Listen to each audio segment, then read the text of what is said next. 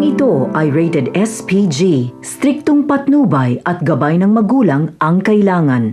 Tila mapapahiya si David matapos nitong malaman na apo pala ni Senyor Facundo at kapatid ni Pablo itong si Catherine.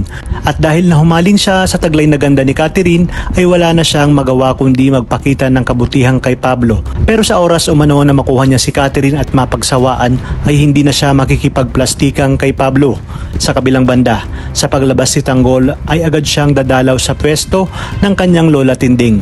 Ngunit magugulat siya dahil tanging ang kanyang nanay Tess ang naroroon. Hindi pa man nakakasagot si Marites ay inunahan na siya ni Roda tungkol sa ginawa dito ni Rigor kung saan hinabol pa ito ni Rigor at sinaktan at hindi lang umano yun kundi nagawa pang tutukan ni Rigor si Tinding. Dagdag pa ni Roda na mabuti umano yung kay Tinding. Dito sumabat si Marites at sinabi na tumigil na itong si Roda. Papatulan na sana siya ni Tanggol. Subalit biglang dumating si Chairman at sinabi kay Tanggol na totoo ang sinasabi ni Roda at ang dahilan umano ay nakita ni Tinding na may kahalikan si Rigor at ang kanyang katrabahong si Lena. Sinabi ni Tanggol na bakit hinayaan ng kanyang nanites na gawin yun ng kanyang tatay Rigor sa kanyang lola Tinding. Dagdag pa ni Tanggol na alam niyang hindi nagsisinungaling at hindi gagawa ng kwento ang kanyang lola. Kaya naman sinabi ni Tess na hindi niya naman umano nakita kung kaya't dito sumama ang loob ni Tanggol kay Marites. Dahil alam na nga itong mali ang kanyang tatay Rigor ay mas kinampihan pa nga ito ni Tess kesa sa kanyang lola Tinding.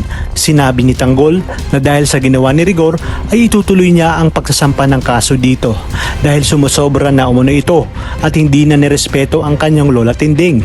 Sa kabilang banda, natsempohan naman ni Ben at Mang Berting si Tanggol kung kaya't dito nalaman ni Tanggol ang tungkol kay Severino na kanang kamay ng isang Ramong Montenegro. Ngunit ayon sa kanilang pagsasaliksik, patagal na umay itong napatay ng kanyang tatay Rigor. Wala na nga pamimilian pa si Tanggol kundi humingi ng tulong kay Marcelo. Kaya naman agad itong sinamahan ni Marcelo kay Senyor Facundo at sinabi na gustong humingi ng tulong ni Tanggol tungkol sa taong nagangalang Ramong Montenegro na siyang ikinabigla ni Senyor.